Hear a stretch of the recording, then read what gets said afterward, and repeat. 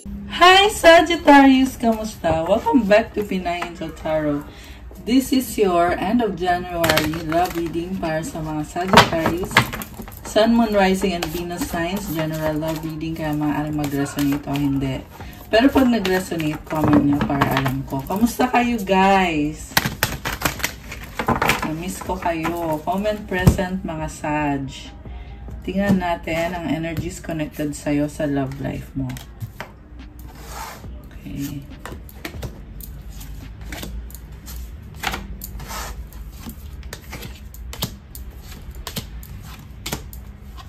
Okay, so unahin natin yung angel numbers. And I just saw 44. 44 angel numbers. Okay. 555 change. Change happens outside your comfort zone. The time for change is now. The angels are whispering for you to trust your path and to learn how to walk it. Take the next step. Allow change to lift you up and guide you forward. Mukhang meron nagbago sa person mo. May kailangan lang siyang gawin dito. At okay, yung sa'yo, nakita ko din na meron ka din kailangan gawin. So, affirmation mo, I release all that no longer serves me as I'm guided to move outside of my comfort zone and let change in. So, kailangan mo i-release yung mga old patterns, old habits na hindi na nakakatulong sa'yo. Kailangan mo gawin yung mga bagay na mas healthy para sa'yo para magkaroon ng positive change. Papasukin mo daw yung pagbabago. Ayan, so, comment 555 to claim this energy or comment claim change. Okay. So, tingnan natin yung nasa tarot. Overall energy or yung nasa ilalim ng deck is 6 of Wands. Okay, yung kadil mo, someone na maraming tao sa paligid niya. Sikat. Or this is someone na maraming tinutulungan kaya marami ding humahanga sa kanya. I can see abundance sa energy ng person mo. This is someone na very passionate sa ginagawa niya. Also, hardworking. Very unique din yung personality nitong person na to. Okay. So, yung cards dito, we have Queen of Wands, the Fool, 7 of Wands, 2 of Cups, and the Devil. Bakit parang merong iba? Tingnan natin na marami siyang kadil. So, Queen of Wands is someone na very passionate. Sa totoo lang, gusto ka niya eh. Gusto ka niya at yung kind of relationship na gusto niya sa inyong dalawa is yung syempre committed. Gusto niya na public or yung nare-recognize. Okay, kasi yung iba sa inyo public figure yung taong kadil nyo. And this is someone na inspiration mo siya. Okay. Or, at ikaw, inspiration ka din. Parang, you learn from each other, you give to each other, and you learn from each other. So, with the Fool, gusto niya mag-offer sa'yo ng new beginning. Grabe. Gusto niya mag-risk. Actually, risk talaga to. Kasi, mukhang meron siyang friends na tutol or nagsasabi sa kanya na huwag ka na dyan. Parang tutol. Tumututol sa connection nyo. Pero, gagawin pa rin niya, ilalaban pa rin niya yung sa inyong dalawa. Yung sa relasyon nyo or yung sa connection nyo. Very unique person. So, 7 of Wands, inner strength. This is someone na hindi niya sinasabi sa iyo yung mga plano niya, pero makikita mo na lang na ginagawa na lang niya. Nagkaroon kayo ng third party situation dati. I mean, yeah, dito sa energy ng person mo. Pero ngayon, committed siya sa'yo or sa'yo siya nakafocus ngayon. I feel like there's a tough decision. Yeah, meron siyang tinalikuran or tatalikuran para sa'yo. So, gusto niya mag-reconcile kasi sobrang attracted siya sa'yo, obsessed siya sa'yo, na-attach na siya sa'yo. Ayan. And then, Temperance, Tower, Queen of Pentacles, 4 of Cups, and the Emperor. Oh my gosh. So, nag-a-adjust siya kahit hindi madali para sa kanya. May Tower dito. So, para lang talaga mabigyan mo ng chance yung connection ninyo, or para i-consider mo siya, gagawin niya lahat. Kahit na baguhin niya yung sitwasyon niya. So, this is someone na caring, nurturing. Kasi yung energy ng Queen of Pentacles is someone na talagang aalagaan ka niya, mamahalin ka niya. Gusto niya ng pang long term talaga na connection. Okay. Pero, siloso or silosa, parang meron siyang pinaghihinalaan sa'yo na baka may iba ka, hindi siya masaya sa kung anong nangyayari sa connection nyo ngayon. Kaya dapat magkaroon kayo ng pag-uusap, confrontation, kung ano ba talaga. Parang ang dami niyang tanong sa'yo. So, gusto niya malaman kung siya ba yung mahal mo. And I can see energy of Divine Masculine, itong Emperor. So, this is someone na talagang ipaglalaban ka niya. Ayan. At since Emperor to, ang nakita ko dito is Divine counterpart mo eh. Gusto niya, siya yung dominante, siya yung may control, siya yung masusunod. So, si Emperor, mabagal siyang kumilos. Yeah, slow movement. Kasi, marami siyang kinoconsider eh. Kita mo yung mga rocks sa likod niya. Yan yung mga isipin. Mga isipin niya.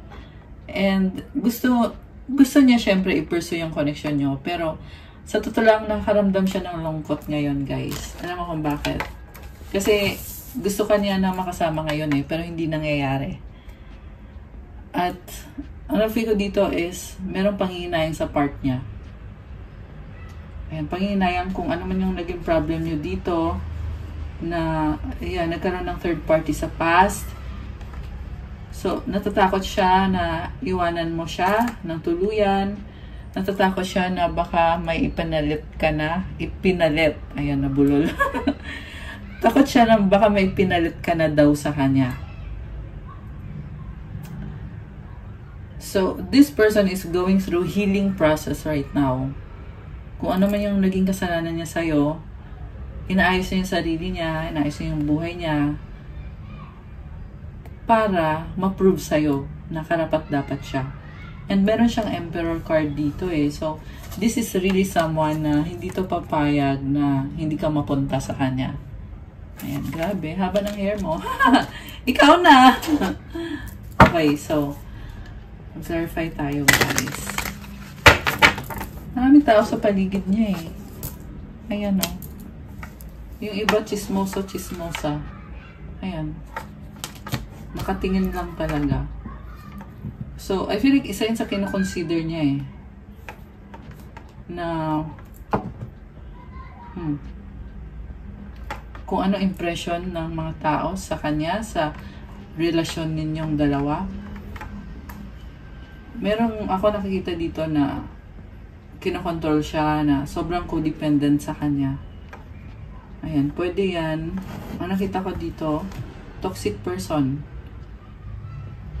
Ayan, yung iba kasi sa inyo, may anak na to sa ex niya. Okay, may anak sa another person at hindi siya masaya doon. Okay. So, the world, travel. So, 10 of Wands. Okay, merong aalis. Oh my gosh. So, I feel like ikaw to. Ayan, magta-travel talaga. As in, maglalayas. Dilipat. Ayan, merong ginagawang bahay. So, possible na meron kang pinapagawang bahay. Kasi gusto mo mag-move on. Grabe. The Star. Wow. Ang daming blessings papasok sa buhay mo, or ito, natanggap mo na to. 3 of Cups. See, kahit anong mangyari, kahit na, oo, tumalikod ka or aalis ka, pero nakikita ko pa rin dito, willing ka pa rin na tanggapin siya if ever bumalik sa buhay mo tong taong to. Pero as friends, ayan, kasi parang celebration yung lumabas dito eh. Okay, may nakita din ako dito na parang yung person mo ay masyadong in-enjoy yung buhay niya, kaya binaliwala yung connection nyo. Ayan.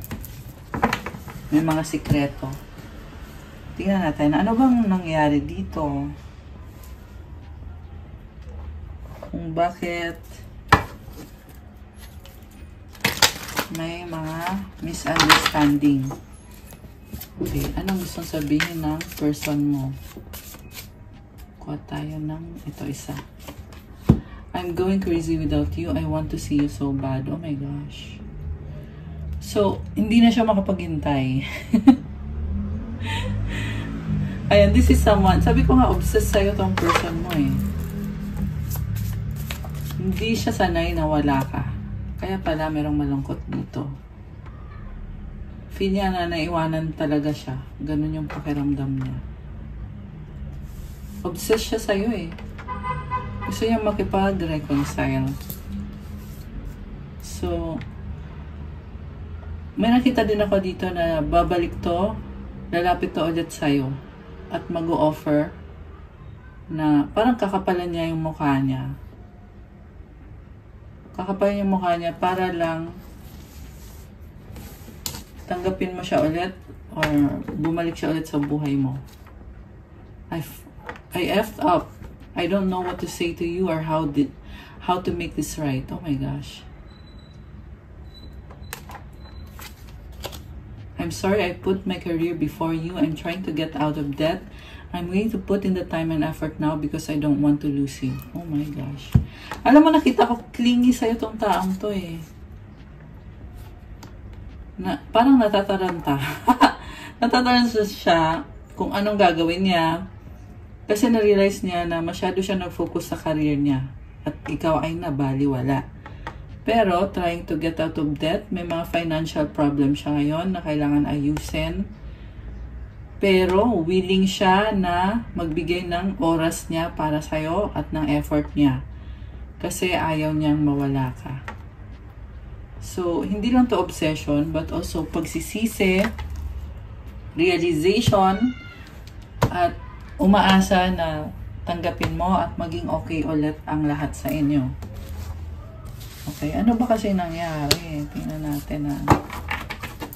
Ano ba nangyari? Ba't nagkakaganito yung person mo? Char. Loyalty. O, diba? Sabi sa'yo eh, loyal.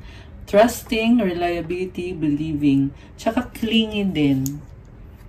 Parang gusto niya lagi ka makasama. Ngayon ha? Ngayon yan. Okay. Gusto bumawi sa'yo. Possibilities, free-spirited adventure, risk, family, fertility, parenthood, pregnancy. Oh my gosh. So, nakita ko dito, excited siya kasi gusto niya magka-family kayo. Gusto niya maging stable yung connection nyo. Yung iba sa inyo guys, mag-ingat kayo kasi merong gustong magkaanak. Gusto ng person nyo na magkaanak kayo.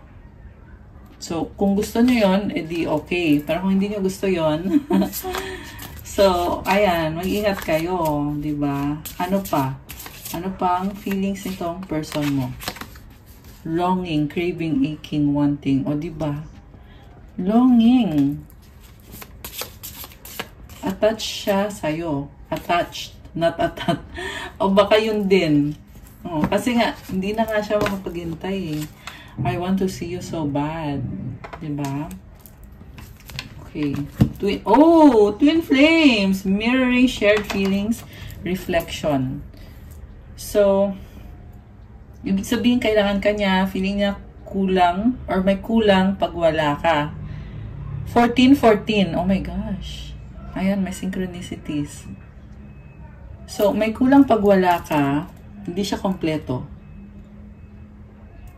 Reflection, parang tinitingnan niya yung sarili niya eh. Ano ba yung mali sa akin? Nakikita niya yon sa sarili niya ngayon, kung ano yung mali sa kanya. Actually, para siyang sinampal.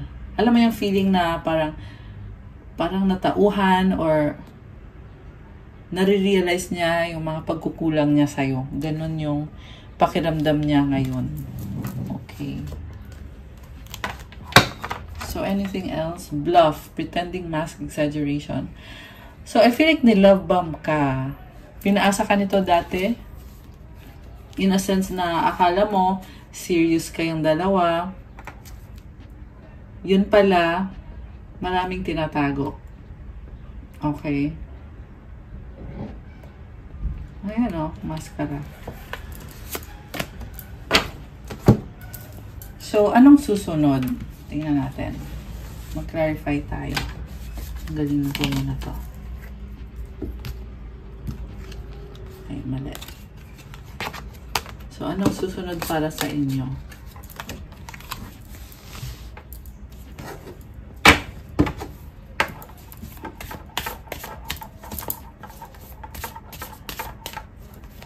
Parang ano siya dito eh. Parang sunod-sunuran siya eh. The Hangman. Ayan oh. Enlightenment, realization, epiphany. 555 angel numbers. Oh my gosh. So, this is definitely talking about change. Okay. The Moon. Gusto pa rin niya mapag-isa. Hindi ka maalis sa isip niya. Knight of Wands. Natataranta. Kung anong gagawin niya. Yung iba sa niya magkalayo. So, nag-iisip siya kung paano kanya mapupuntahan. Nagpaplano na to kung anong gagawin niya once na magkaharap na kayo. Tingnan mo, andito yung dalawang dogs na magkaharap. Diba? So, eclipse to eh. Ibig sabihin, kailangan magkaroon ng confrontation. Kailangan pag-usapan yung mga bagay-bagay. So, sa totoo lang nakita ko dito, ready na siya eh. Ready na siyang harapin to. Mukhang merong nagbago sa kanya talaga. Kaya nga nakahang to eh, hangman. Okay? Magkakaroon ba ng action? Yun yung gusto natin itanong. Tingnan natin itong lumabas. Six of Pentacles, King of Swords. Gusto niyang bumawi sa'yo. Baka may kang air sign, Gemini, Libra, Aquarius. Although this can be any sign. By the way, meron din dito energy ng Aquarius, Aries, Capricorn, Sagittarius, Fire sign, Aries, Sagittarius, Earth sign, Capricorn, Taurus, Virgo, Cancer. Ayan, although this can be any sign. Konti lang yung water signs, Cancer, Pisces, Scorpio. So, dami niyang idea ngayon. Nagkakaroon siya ng pag-asa ngayon na pwede pa to, ibabalik ko kung anong meron tayo.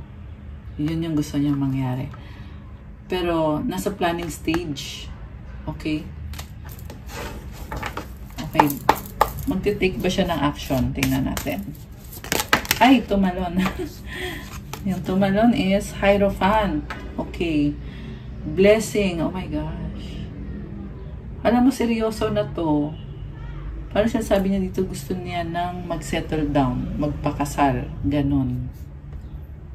So, Hierophant is also, it also symbolizes change, level up. This is someone na malakas din ang intuition niya at willing siyang panindigan at ipaglaban yung relationship niyo. So, definitely may nag-iba dito. Meron talagang tumututol, guys. Five of Wands conflict to eh. Ace of Cups. Nine of Wands. So, meron ako nakikita pag-uusap na sobrang emosyonal. Ayan. So, siguro, kailangan nyo din kumalma. Pag nag-uusap kayo, ayan, advice lang. So, take it easy. Para hindi kayo magkagulo-gulo. Kasi, intense to mga energy na to eh. Parang conflict, nagka-clash, competition. And the reason kung bakit ganyan is connected sa options, pagsiselos, at yung sa pang-iiwan. Parang, yung isa ay iniwan yung isa, kaya galit yung isa. Alam mo yon, parang nagsisisihan. Tapos, yung person mo, merong kumokontrol sa kanya na toxic. Oh my gosh. Parang nasilaw siya. Naloko siya ng toxic. Okay. Grabe. Anong outcome? Tingnan natin. Outcome for Sag. Oh, King of Cups. Unconditional love. Two of Swords. Alam mo talaga minamanifest ka nitong person na to. Medyo may fear lang siya. Yun yung nag-hold back sa kanya. Takot na baka mapahiya. So, may nakita din ako dito na mga same-sex connection. Ayan, kita mo may flag siya, oh. Na rainbow, di ba? Two of Pentacles, Page of Cups. Yung basta nyo, meron mamabas dito na hindi mo alam na yung person mo ay bisexual or gay. Ayan. Ay, yung iba naman, yung nakita ko dito is yung person mo obsessed talaga siya eh. Obsessed siya sa'yo, girl. Nakakaloka. At parang gusto ka niyang kausapin na parang namimiss ka niya, excited siya. Ganun yung energy. Very optimistic, very makulit, fun-loving, magaan. Pero mabibigla ka kasi bakit parang ang weird na kasi parang gusto niyang magparamdam sa'yo ng biglaan. Alam mo yon? Dahil sa sobrang miss niya sa'yo na inisip niya, tawagan kaya kita. May ganun eh. So, tingnan natin. Ano ba ang mga romance energies sa inyo? Gift. Love's greatest gift is the ability to truly understand one another. Destiny. The reunion with your twin flame is a destined event. So, parang feeling niya ang swerte niya kasi sa'yo siya napunta or yun na nga, nakilala ka niya. Ramdam niya yung special connection sa inyo. Kanina may destiny din sa angel numbers. Oh, yan oh, apology. Never underestimate the power of a heartfelt apology. So, gusto mag-sorry sa'yo. Kuha tayo ng advice. Advice kay Sagittarius. Okay. At para sa person mo, ito. So, yung sa person mo muna, creative blocks. Oh my gosh. If you're an artist of any kind, you can offer all work to the divine, making it God's alone. I offer this for the highest good to benefit the planet. Release me from any blocks and restrictions. May this serve all who need. Alam mo, may mga na-feel ako dito na maling move na nagawa niya. Kaya, natututo siya eh, na hindi lahat ng ginagawa niya ay tama. So, kailangan niya din i-release yung mga blocks, mga restrictions, yung energy ng ibang tao na pumipigil sa kanya para ma-achieve niya yung pangarap niya, para sa sarili niya, para sa connection niyo, para sa buhay niya. Ayan. And yung sa'yo, advice sa'yo is contentment. Wow. You can learn to rest in what you already have and already are. Suddenly, you remember, I'm right here resting in God. Oh my gosh, I love this. Hindi ka na naghihiling na kung ano-ano pa. Kontento ka na kung anong meron ka. Alam mo na andyan si God sa'yo. Kalmado ka. Napakasimple mo lang. Grabe. Kaya ka din binibiyayaan. Kasi na-appreciate mo kung anong meron ka. Comment, claim, contentment. And you are blessed. Ayan, kita mo, energy of abundance to. So, comment, claim, abundance. Ayan. And I feel like this is an energy na all year round ito, guys. For 2025. Para sa'yo. Sag. So, i-claim nyo na yan. Comment, claim abundance. Ayan. Okay, guys. That's all for your January, end of January kapalaran para sa mga Sagittarius love reading. Thank you for watching. Please like, comment, subscribe, hit the notification bell. And kung kailangan nyo ng gabay, kung nag-resonate kayo at kailangan nyo ng more information, pwede kayong magpa-book ng private reading. Message na kayo sa Viber or sa WhatsApp para mas mabilis. Nasa description box po yung contact details. Also, check out my Instagram if you want to start your crystals journey. Tingnan nyo na lang doon, nakapost yung mga iba-ibang crystals na iba-iba din yung benefits. And pa-follow na din ang Instagram ko kasi kailangan ko yung support nyo. So, message nyo na lang ako, guys. Thank you so much, Sagittarius. I love you, guys. I'll see you again soon. Have a good day or night. God bless you all and stay safe. Bye!